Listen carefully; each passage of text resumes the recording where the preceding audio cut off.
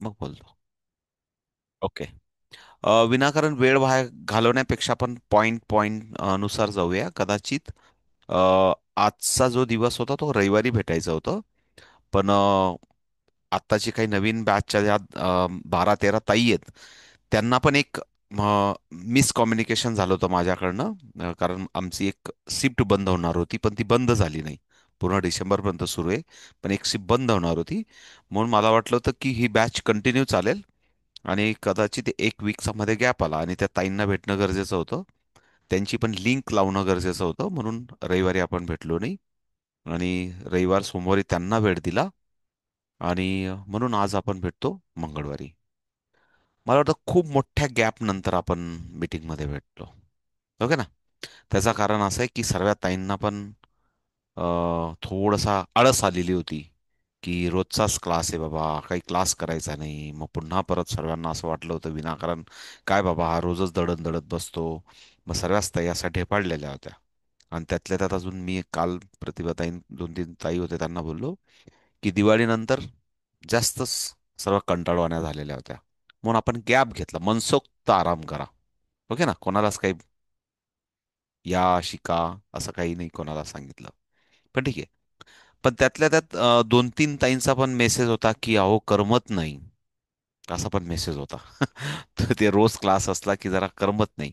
पण मग तर आता नवीन बॅचचे तर मेसेज होते. त्या करमणाऱ्या ताई पण मला काही दिसल्या नाही. ज्या ज्या ताईंचा मेसेज किंवा फोन होता त्या ताई पण मला काही दिसल्या नाही. मी परत सांगतो. कारण ज्या ज्या ताईंचा मेसेज किंवा फोन होता त्या ताई पण मला दिसल्या नाही, न करमणाऱ्या ताई त्या लिंकमध्ये. पण ठीक आहे, नो प्रॉब्लेम. कारण आपण काही ताई, आता मी नाव घेणं असं सांगेल की साक्षी कदम ताई आहेत, त्यांचा आज पण कॅमेरा बंद असेल. किंवा आता प्रतिभा ताई आहेत, किंवा या अजून दुसऱ्या प्रतिभा ताई, दोघं तिघं प्रतिभा असलेल्या सर्व नावांना खूप प्रतिभा आहे या क्लासमध्ये. तर त्या सर्व प्रतिभावाल्या ताई आहेत. अजून 2-3 ताई आहेत की त्या कंटिन्यू गेल्या 2-3 वर्षापासून त्यांचं 8वी 9वी 10वी बॅच असेल, त्या रिपिटिव्हली जेव्हा जेव्हा शक्य आहे तेव्हा 100% वेळ देतात. मग त्यांचे क्लासेस पण आहेत, त्यांचे स्कूल्स पण आहे, त्यांचे रेग्युलर क्लासेस पण आहेत. पुन्हा परत त्यांचं हे पण क्लास करतात. आणि छानपैकी त्यांचं ठीक आहे, नंबर ऑफ स्टुडंट मला माहीत नाही नेमकं किती कुठल्या स्टेटसला आहेत, पण पण चांगल्या लेवलला त्यांच्याकडे विद्यार्थी आहेत. हे सर्व मॅनेज त्या करू शकतात, तर आपल्या इतर ताई पण करू शकतात. मंजुषा ताई, मला असं मी म्हणतो. त्या ड्युटी करून सर्व घरातलं आवरून पूर्ण रेग्युलर क्लास करू शकतात. तर सर्व ताई पुन्हा पुन्हा रिपीट येण्याचा उद्देश हा असतो. कारण आपण टचमध्ये राहतो, आणि टचमध्ये राहिला तर तुम्ही एक्सलन्सकडे जातात, हा उद्देश आहे. म्हणजे ज्या ताईंना करमत नव्हतं आणि ज्या ताई म्हणत होत्या की नाही नाही नाही क्लास घ्या, त्या अनुषंगाने हे बोलणं होतं. आणि आता बरेच जण आले असतील, आपण पॉइंटकडे जाऊ.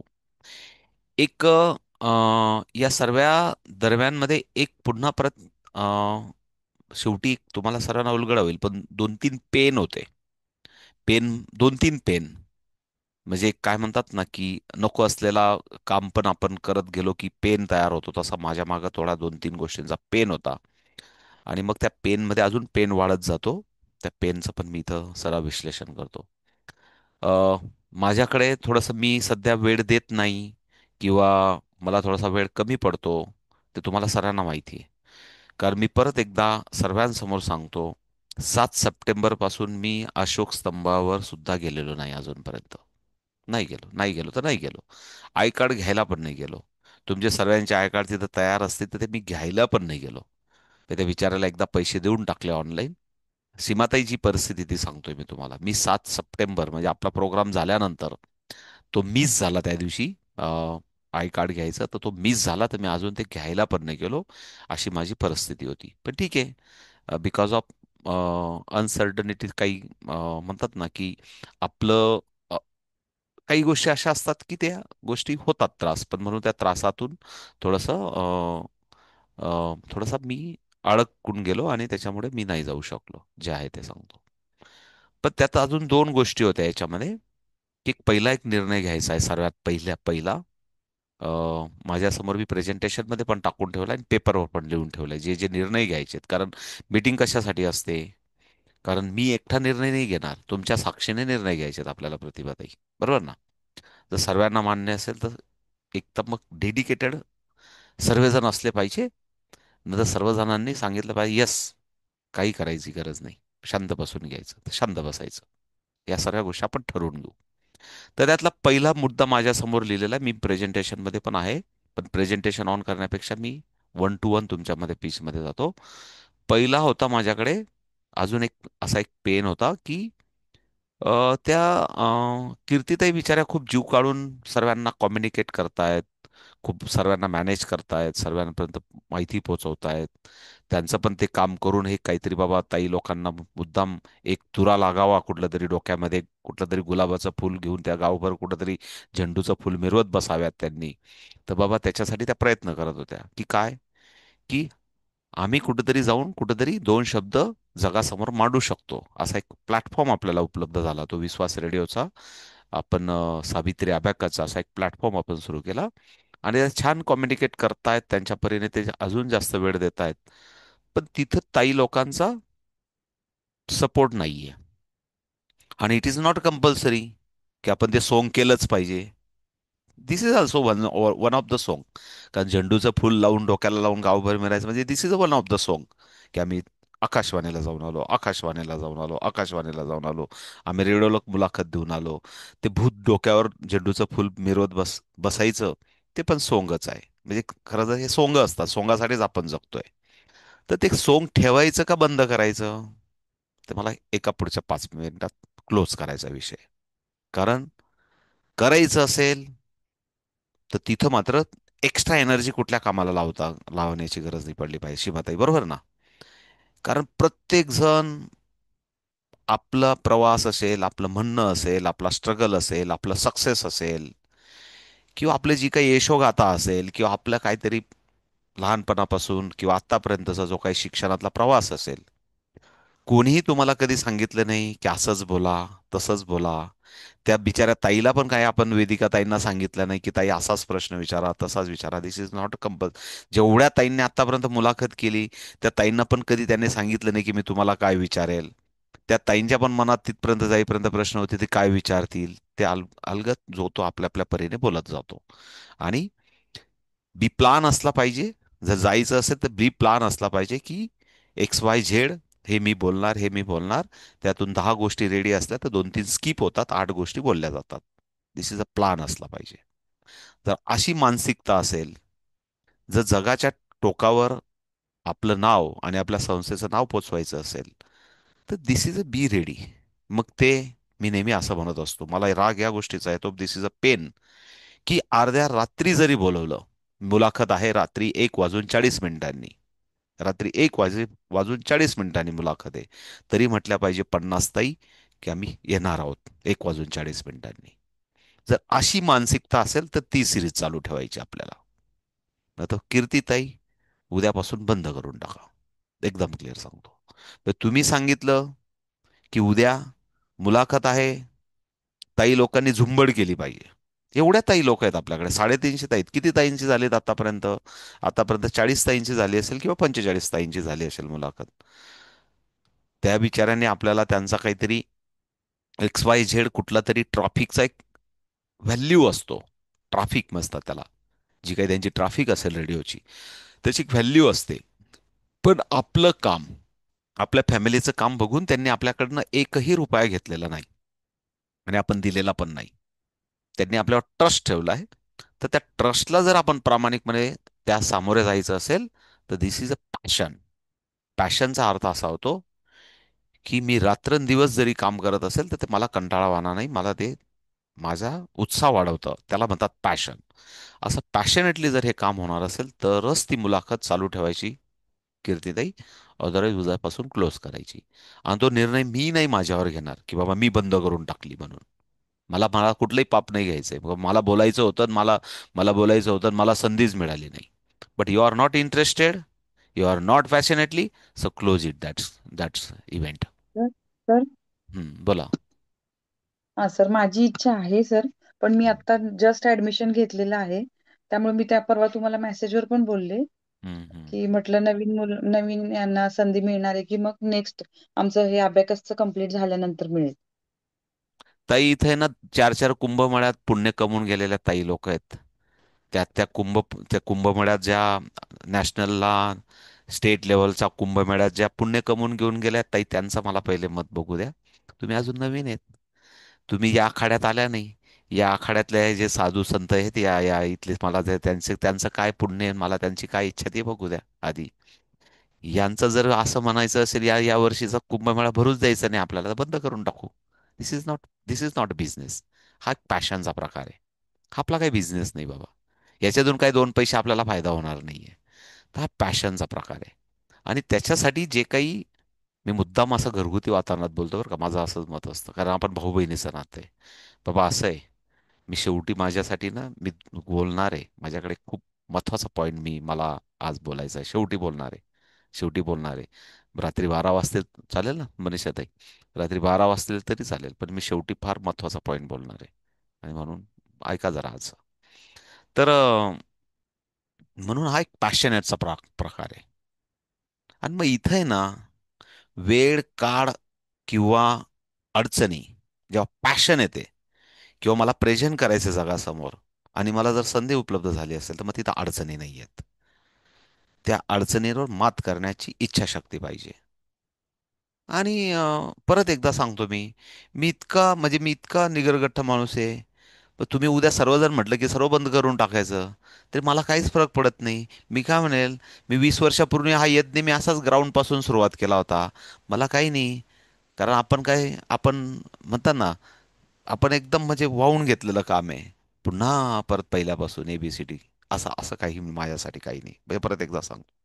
म्हणून परत एकदा सांगतो की हा, कारण युनिटिझम, ग्रुपिझम, किंवा डेडिकेशन, किंवा समर्पण, आणि ग्रॅटिट्यूड, हे जे काही भाव आहेत, हे भाव जे आहेत ना, हे कधी कधी शिकायचे असतात. आणि ते योग्य वेळेस व्यक्त पण करायचे असतात. मी का बोलतोय सर्व, शेवटच्या उदाहरणातून तुम्हाला समजेल. शेवटचं बोलणार आहे मी ते, तेव्हा समजेल. So okay. So this is my opinion. मी नाही ठरवणार, पण ते मला लवकर जर असं काहीतरी समजलं XYZ, आता माझं माझं नुसतंच माझं बडबड चालू राहील, परत माझ्या पेनमध्ये मी बोलत राहील. तर कारण मला ज्या पद्धतीने ते ऑनलाईन मुलाखत आहे, मला वाटलं 50 ताई नावं देतील, आणि त्या दिवशी एकच ताईने नाव दिलं, तेव्हाच मला असं वाटलं की दिस इज नॉट फेअर. सो कदाचित हा कंटाळवाणा प्रकार झालेला आहे, तो आपण थांबूया. सो थांबायचं की जायचं? माझ्या प्रेझेंटेशन मी एकदम येस किंवा नो एवढंच लिहिलेलं आहे.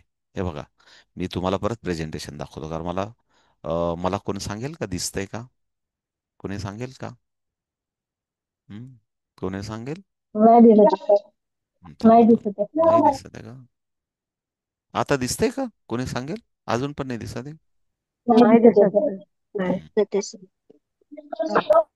आता प्लीज माईक बंद नाही ठेवा. सर. आता दिसतंय? आता दिसतंय? ओके. Okay okay. फक्त मला आहे ना, निर्णय एकच पाहिजे. एक तर ऑन ठेवायचं का ऑफ करायचं, मला एकच निर्णय पाहिजे. येस किंवा नो. No excuses. मग मी बोललो, आज 1 वाजून 40 मिनिटांनी जरी सांगितलं, कीर्तीताईंनी मेसेज टाकला की मला 10 ताई पाहिजेत, जर 10 ताई तयार नसतील तर ऑफ करून टाकू. आणि 10च्या ऐवजी जर 11 ताई तयार असतील तर ऑन ठेवूया. का ते बिचारीला पण तिचं काम आहे, ती पण मेसेज टाकते, तुम्हाला फोन करते, काय गरज आहे फोन करायची? अवलय टप टप टप टप तुमचे मेसेज आले पाहिजे, संपला विषय. त्या ग्रुपला किती जण जॉईन झाले ते दाखवू का मी तुम्हाला? आता इथं मीटिंगमध्ये जेवढे आहेत, तेवढे पण त्या ग्रुपला जॉईन झालेले नाहीयेत. काही लोक जॉईन झालेले नाहीयेत त्या मुलाखतीच्या ग्रुपला. आता जेवढे मीटिंगला हजर आहेत ना, याच्यामधून कोण कोण नाही त्या ग्रुपला सांगू का? नावं नावं पण घेऊन सांगू का? कशाला विनाकारण वेळ वाया घालवायचा? ओके ना? सो हा मला निर्णय सांगा, कारण मला उद्या कदाचित तिथं प्लान करायचा की नाही करायचा, कारण त्या लोकांनी आपल्यासाठी ट्रॅफिक रिझर्व्ह ठेवलेली आहे. ती ट्रॅफिक क्लोज करायची, कधी बिचाऱ्यांना कोणाला तरी देऊन तरी टाकतील ते ट्रॅफिक, ते दिलेला त्यांचा टाइम कुठंतरी चांगल्या लोकांसाठी ते खर्च करतील. Okay. So take it decision. मला असे डिसिजन घ्यायचे ते एक.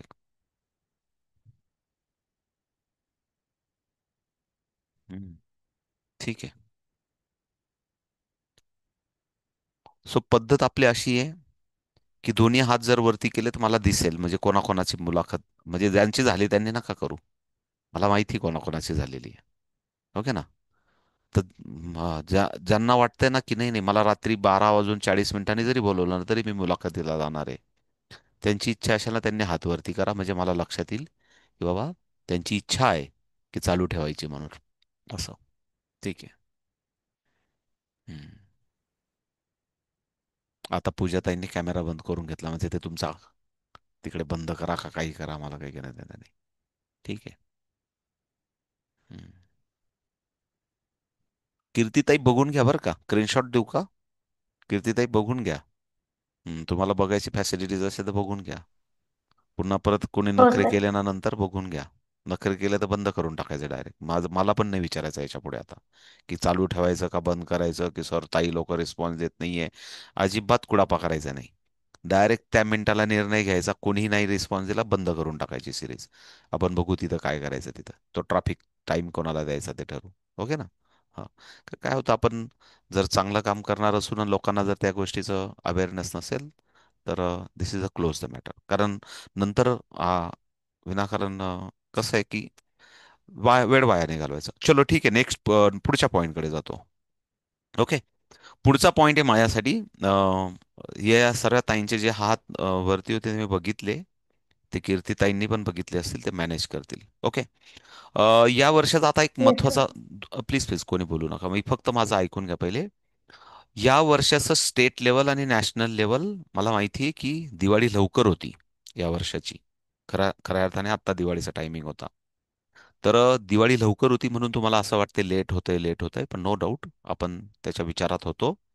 आणि कुठलीही गोष्ट एकदा ठरवली आणि मग तिला इम्प्लिमेंट करणं, म्हणजे पूर्ण क्लोज लूप करणं, इकडे लक्ष द्या. माझे पण एक कामाची पद्धत असते की एक ठरवलं की तिला क्लोज लूप होईपर्यंत थोडंसं आपल्याला पण टेन्शन असतं, पण तिला परफेक्टनेस क्लोज झालं पाहिजे. आता स्टेट लेवल घेणं आणि नॅशनल घेणं, हे पण पहिले मी माझं पण पहिले माझे इथिक्स सांगतो. काय होतं, मुलांचं इव्हॅल्युएशन होणं आणि त्यांना ग्रेडेशन होणं किंवा त्यांची जी काही पात्रता आहे त्याच्यामध्ये इन्हान्स होणं, कॉम्पिटिशन का असते हे पण सांगून ठेवतो. की जे माझ्याकडे स्किल्स मी शिकतोय किंवा जे माझ्याकडे मी स्किल डेव्हलप करतोय त्या स्किलला पुन्हा परत एक्सलन्स लेवलला घेऊन जाणं. आणि ते एक्सलन्स लेवलला घेऊन जाण्यासाठी एक कॉम्पिटिटिव्ह मोडमध्ये जावं लागतं, आणि त्या कॉम्पिटिटिव्ह मोडमध्ये 50-50 प्रकार असतात, ते पण सांगतो. की काही फक्त चला कुंभमेळा आलाय म्हणून फक्त गंगेत आंघोळ करून घ्यायची, हा एक उद्देशाने कुंभमेळ्यात येतात. पण काही जण काहीतरी पुण्य काम करायचं, दान धर्म करायचा, काहीतरी सेवा करायची, देश कल्याण करायचं, निसर्गाचं जतन करायचं म्हणून कुंभमेळ्याला येत असतील. असे 50-50 असतात दोघं. तसेच प्रकार आपल्या कॉम्पिटिशनमध्ये पण असतं. ती काय, की खरोखर प्रॅक्टिस झाली पाहिजे, त्यांच्यामधलं स्किल डेव्हलप झालं पाहिजे. आणि काही मुलं फक्त मेडल मिळणारे किंवा ट्रॉफी मिळणारे म्हणून नुसतंच काहीतरी, आता याने 300 रुपये भरले आणि याने 1000 रुपये भरले म्हणून मला पण भरायचे आहेत, याला मेडल मिळालं म्हणून मला पण मिळालं पाहिजे, असे पण म्हणतात ना की वराती मागचे घोळे पण असं असतात, 50-50 असतात. ते तुम्हाला पण माहिती आहे मला पण माहिती आहे. पण त्यातल्या त्यात असा एक वर्ग असतो समाजामध्ये की त्यांचं कधीच कौतुक झालेलं नसतं. त्यांना समाजाने कौतुकाची थापच त्यांच्या पाठीवर दिलेली नसते. आणि मग तो एक वर्ग असा एक, म्हणजे त्याचं कौतुकापासून वंचित झालेला वर्ग असतो. आणि त्या वर्गाला या माध्यमातून का असेना पण एक प्रेरणा मिळते की यस मी काहीतरी करू शकतो म्हणून मला काहीतरी मिळालं. सीमाताई, कारण मी पण कधीतरी 10वी नापास होतो. मी सर्व माझी स्टोरी सांगितली. मी 10वी नापास होतो, माझे आजोबा स्ट्रिक्ट होते म्हणून पुन्हा परत लहान मुलांबरोबर हाफ चड्डीवर पुन्हा परत मला एक वर्ष 10वीत बसवलं होतं. ते पण असं नाही की घरूनही परीक्षा द्यायची. म्हणजे ज्युनियर मुलींबरोबर आणि ज्युनियर मुलांबरोबर परत शाळेत जाऊन हाफ चड्डी घालून बसायचं. ते माहिती ते वैशूला म्हणून सांगतो, कसा बाबा आमचे बाबा कसे होते म्हणून. म्हणून याला म्हणतात विष पिणं. माझ्यासाठी मी परत सांगतो की हे तेव्हा कळत नव्हतं, पण याला म्हणतात विष पिणं, विष पचवणं. काही सोपं नसतं आयुष्यामध्ये. अपमान पचवणं, अपमान पचवायला शिकला की किती ठोकऱ्या लागल्या आयुष्यभरात, किती झटा लागल्या, किती अपमान आले, किती दरिद्र आलं, कितीही कोणी अपमान केले तरी माणसाला काही त्या गोष्टीचं वाटत नाही. कारण एवढं प्यायची सवय झालेली असते की दिस इज फॉरगेट अबाउट दिस आहे बाबा, आपलं आपलं चालू ठेवायचं. हा एक प्रकार असतो एक जगण्याचा. त्याच्यामुळे आपल्या म्हणतात ना की आपल्या धुंदीत आपण चालू ठेवायचं काम. मग कोण काय म्हणतं त्याला काही घेणं देणं नाही. तर मुद्दाम हा जो एक मी सांगत होतो की कॉम्पिटिशनचा पार्ट आहे, तर इथं पण असा एक वर्ग असतो की ज्याला कोणी कौतुकच केलेलं नसतं. त्या वर्गाचं पण एक कौतुक व्हावं. तुम्हाला माहिती आहे तुमच्या क्लासचा वर्ग काय आहे ते, आणि कोण कुठल्या कॅटेगरीत येते. तर त्यासाठी आपण स्टेट लेवल आणि नॅशनल लेवल आपण घेत असतो. अख्ख्या जगामध्ये ज्या काही कॉम्पिटिशन होत असतात त्यांचा मापदंड वेगवेगळा असतो. कोणी फक्त एक 1500 रुपये घेतो आणि एसीच्या हॉलमध्ये बसवतो. पण आपण त्यातल्या त्यात आपलं व्हॅल्यू जपण्याचं काम आपण करतो, की खऱ्या अर्थाने जे गरजेचं आहे ते मुलांना दिलं जावं आणि जे खऱ्या अर्थाने त्या व्हॅल्यू जपल्या जाव्यात म्हणून आपण प्रयत्न करत असतो. म्हणून एक निर्णय मला रविवारपर्यंत फायनल करायचा आहे. सर्वजण ऐका प्रामाणिकपणे, कारण एकदम फायनल क्लिअर करायचं, कारण शेवटी तुमचे विद्यार्थी आहेत, तुम्हाला पालकांना उत्तरं द्यायची आहेत. तर स्टेट लेवल आणि नॅशनल लेवल आपण आत्तापर्यंत ऑफलाईन आणि ऑनलाईन अशा दोघं पद्धतीने करत गेलो. आपल्याकडे आत्ता सुद्धा ॲप आहे. त्या ॲपमध्ये त्याचं पण मी विचारेल शेवटी, ते पण आहे प्रेझेंटेशनमध्ये. त्या ॲपमध्ये बऱ्यापैकी टीचरांना जेवढ्यांना मला कोड देता येतील मी तेवढ्यांना कोड दिलेले आहेत. त्या ॲपमध्ये पण असा सध्या आता मिस्टेक आहे की बऱ्याच टीचरांनी मेल आय डी चेंज करून खूप सारा गोंधळ केलेला आहे. प्लीज ते पण वन बाय वन मी जेव्हा सांगेल तेव्हा मला माझ्याशी बसून काय क्लिअर असेल, काही ताईंनी करून घेतलं माझ्याकडे येऊन किंवा ऑनलाईन फोन करून. ते तुमच्या विद्यार्थ्यांचे काही इश्यू असतील तर ते वन बाय वन क्लिअर करा. काही ताई 50% अशा आहेत की मी आता 136 ताईंना मला वाटतं कोड दिलेले आहेत मी, 136. या 136 पैकी जवळजवळ अशा ताई आहेत, जवळजवळ 65 ताई आहेत अशा 50%, की त्यांनी ते ॲप ओपन पण नाही करून बघितलेलं अजून. म्हणजे परत क्लिअर करतो, आत्ता बघायचं लागल्यास दाखवून पण दिला ऑनलाईन.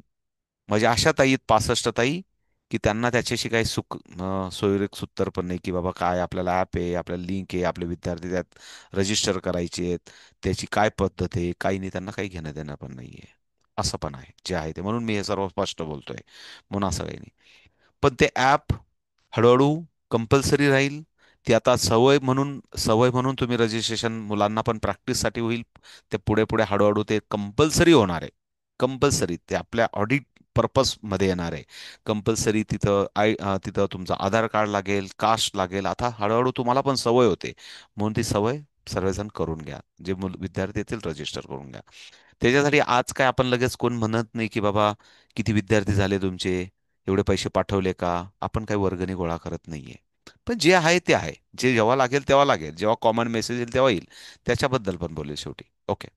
म्हणून डिसिजन ऑनलाईन पण होऊ शकतो, ऑफलाईन पण होऊ शकतो. आपण दोघं ऑप्शन ओपन ठेवलेत, पण त्यातल्या त्यात best of the best unique competition करण्यासाठीचा उद्देश आपण राहील आपला नॅशनलचा. त्याच्यानंतर अ, मला तुमच्याकडनं सजेशन पाहिजे ते रविवारी. सीमाताई इकडे लक्ष द्या, काय सांगतो सर्वजण ऐका. फर्स्ट थिंग, 3 पॉइंट आहेत माझ्याकडे, प्लीज इकडे लक्ष द्या. की स्टेट लेवल आणि नॅशनल लेवलचे प्राइजेस काय दिले पाहिजे विद्यार्थ्यांना. एकच कॉमन निर्णय होईल की स्टेट लेवलला आपल्याला जे काही XYZ तुम्ही म्हणाल की हे दिलं पाहिजे प्राइजेस, तर सर्वांना एकच प्राइजेस आपण काहीतरी ठरवू. त्याच्यानंतर नॅशनलला आपल्याला काय प्राइजेस दिले पाहिजे, म्हणजे कॅश प्राइजेस पण आपल्याला द्यायचे, ट्रॉफी पण द्यायची, मेडल पण द्यायची, जे आपण पद्धतीने देतो ते पण द्यायचे. मला माहिती आहे की मागचे पण कॅश प्राइजेस बाकी आहेत, मी लिहिलंय ते पण, काय काळजी नका करू, लिहिलेत. तर ते पण 100%. मी या सर्व पॅनिक सिच्युएशनमध्ये अडकलो होतो. पैशांचा मुद्दा नाहीये. पैसे ऑलरेडी त्या भंडाऱ्यात किती जमा होतात आणि कधी खर्च होतात मी बघत पण नाही. पण असतात आपल्या भंडाऱ्यात पैसे, काय काळजी नका करू. आहेत पैसे, नाही आहेत असं नाही. फक्त ते लेट झालो.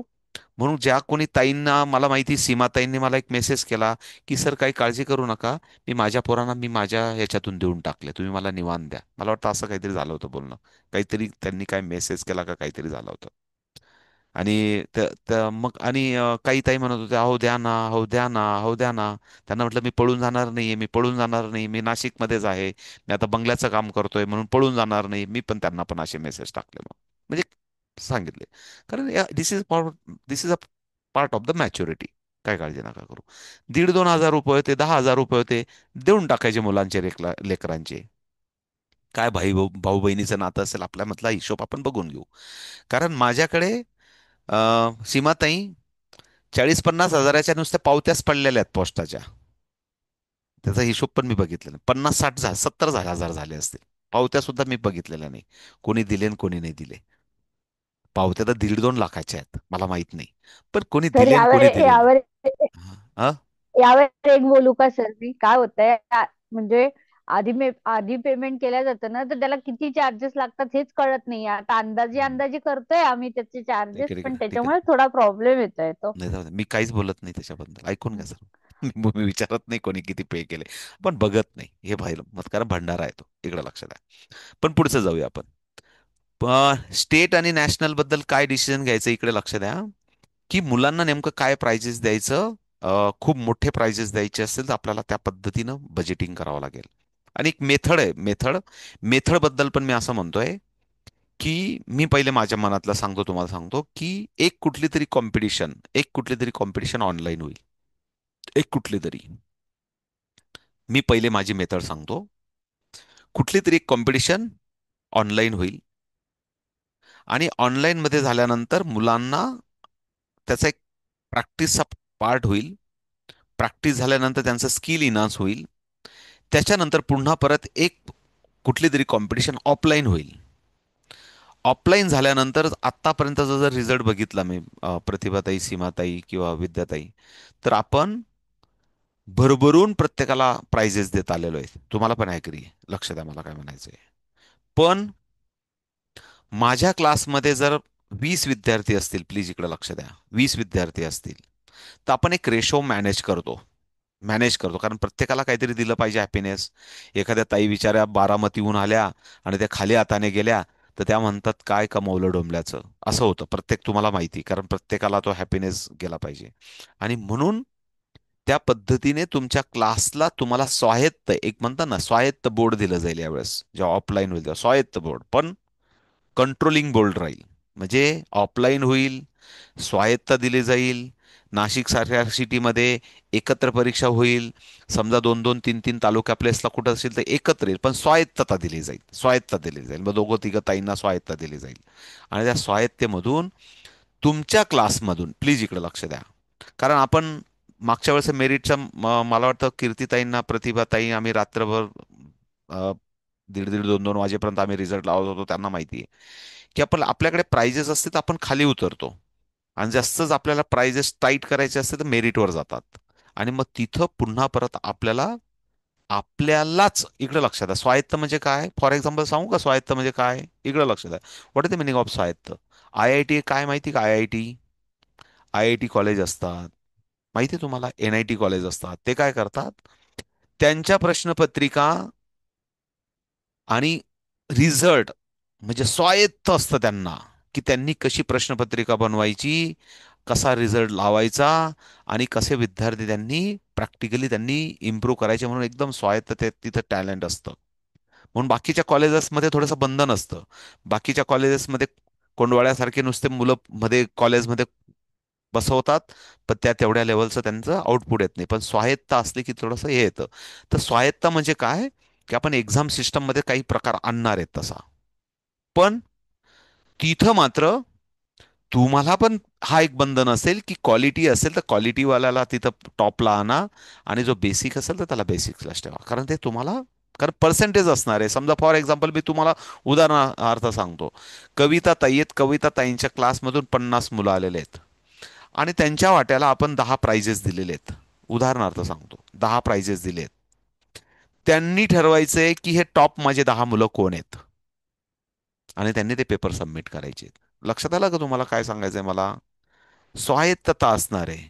पण तो सर्व रिझल्ट कुठून लागणार आहे की तुमच्या क्लासमधून नाही लागेल, तो सेंट्रलाइज लागेल. म्हणजे आपल्याला थोडासा स्वायत्त लागणार आहे. आणि पुन्हा परत जे काही टॉप 20-30 जे मुलं असतील, त्या मुलांचं पुन्हा परत आपण इव्हॅल्युएशन यावेळेस वेगवेगळ्या फॉर्मॅटमधून, 3 वेगवेगळ्या फॉर्मॅटमधून. अजून एक सूचना आलेली असं आहे की नॅशनलच्या वेळेस एक दिवस मुक्काम राहील अशा पद्धतीने कॉम्पिटिशन ऑर्गनाईज करायची. आता नाशिकमध्ये अशी पण एक सूचना आलेली की एक दिवस मुक्काम होईल अशा पद्धतीने कॉम्पिटिशन ऑर्गनाईज करायची. हा, मग ती पण सूचनेवर आपण रविवारी बोलणार आहे. कारण माझ्याकडे प्रेझेंटेशन त्या पद्धतीने तयार करून, तर ते पण सूचना जर असेल तर मग ते का, तर जे तुमचे टॉप 10 विद्यार्थी असतील ते 3 फेजेस मधून जातील. ते 3 फेज कुठले, तर त्यांना तिघ प्रकारांमध्ये एक्झाम द्यावी लागेल. फिंगरिंगची एक्झाम द्यावी लागेल, टूलवर कॅल्क्युलेशन द्यावे लागतील, मेंटल अरिथमेटिकची द्यावे लागेल. आणि या तिघांमधून पुन्हा परत जे टॉप येतील त्यांना पुन्हा परत एक सुपर राऊंड होईल. आणि सुपर राऊंड झाल्यानंतर पुन्हा परत मग कॅश प्राइजेसकडे जातील मुलं. तर थोडंसं ते आपल्याला जरा युनिक करायचं असेल तर थोडंसं आपण खूप फॉर्मॅट चेंज करणार आहोत. आणि त्याच्यासाठी असं एक सूचना आली होती की त्याच्यासाठी मुक्कामी राहतील मुलं अशा पद्धतीने कॉम्पिटिशन होईल. ते सर्व नॅशनलला होईल. ते स्टेटसाठी वगैरे नाही, पण स्टेट एक ऑनलाईन होईल. स्वायत्त परीक्षा होतील, जॉईंटली होतील. त्याच्यानंतर रिझल्ट पण स्वायत्त निघतील, क्लास वाईज निघतील. आणि त्या क्लास वाईज मधून जे काही पर्सेंटेज वाईज विद्यार्थी येतील त्यांच्यामधून सुपर राऊंड होऊन पुन्हा परत नॅशनलच्या ज्या ठिकाणी नॅशनल होईल, ज्या दिवशी प्राइज डिस्ट्रीब्युशन म्हणजे आपण म्हणतो ना मुक्कामाला राहतील. आणि ते तुम्हाला सर्व मी सिस्टमॅटिक प्लान करून देईल. काय कारण करायचं तर उत्कृष्ट थोड्या वेगळ्या पद्धतीने झाला पाहिजे, त्यासाठी आपण हे मांडलेलं आहे. आणि त्यासाठी तुमचं पण सजेशन पाहिजे. कारण तुम्ही म्हणाल तुमचे लेकरं आहेत, तुम्हाला आणायचे आहेत, लांबून यायचे, जायचंय, आणि मग याच्यात तुमचे पण सजेशन पाहिजे. ओके. आता पुढचा एक मुद्दा काय माझ्याकडे. ओके. डेट्स. पुढचा राहिला डेट. मेथड झाली, एक्झामची मेथड झाली, प्राइजेस झाले, आणि डेट. आता डेट बद्दल असं आहे की आपण 19 फेब्रुवारीला नॅशनल घेत असतो. म्हणजे खूप वेळ आहे आपल्याकडे 19 फेब्रुवारीला. आणि जर 19 फेब्रुवारीला नॅशनल घेतो तर आपल्याला त्याच्या आधी म्हणजे साधारण जानेवारीमध्ये आपलं सर्व क्लिअर झालेलं असलं पाहिजे. हे सर्व लक्षात आहे मला काय म्हणायचंय. जानेवारीमध्ये सर्व क्लिअर झालेलं पाहिजे. मगच आपण यावेळेस म्हणजे आपले प्राइजेस ठरलेले असतील, आपले ते तेवढं आलेले असतील, कुठली धावपळ होणार नाही त्या दिवशी. सर्व आपले तेवढे टॉप विद्यार्थी तिथं, म्हणजे 19 तारखेलाच प्लॅन करतोय आपण. परत एकदा सांगतो, 19च तारीख आपली. This is not a change. 19 फेब्रुवारी मला वाटतं गुरुवार येतो यावेळेस. 19 फेब्रुवारी शिवजयंती. बरोबर ना अर्चनाताई? शिवजयंती. बघून ठेवा. शिवजयंतीच्याच दिवशी प्राइज डिस्ट्रीब्युशन. त्याच्यात नो चेंजेस. त्याच्यामुळे आपल्याला डिसेंबर 14 तारखेपर्यंत